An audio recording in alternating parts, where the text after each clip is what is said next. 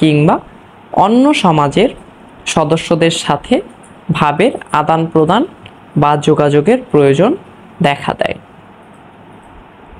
সমাজের ক্ষুদ্রতম স্তর পরিবার থেকে শুরু করে বিশ্ব সমাজ পর্যন্ত ধীরে ধীরে এই যোগাযোগ পরিধির বিস্তৃতি ঘটে।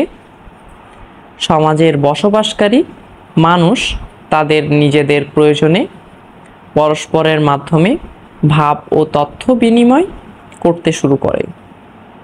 মূলত ভাব ও তথ্যের এই বিনিময় করাকেই আমাদের যোগাযোগ বলে।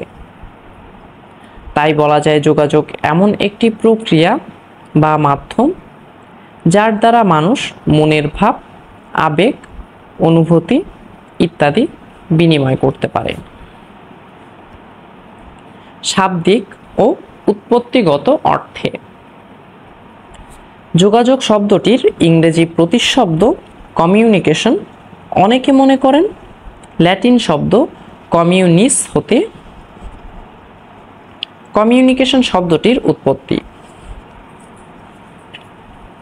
এই কমিউনিস শব্দের অর্থ হল কমন বা সাধারণ,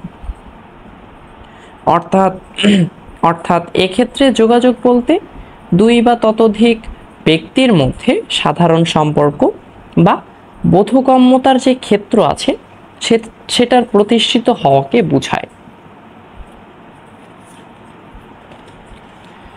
সাধারণ অর্থে আমরা বলতে পারি যেহেতু যোগাযোগ হলো একে অপরের কাছে তথ্যের আদান প্রদান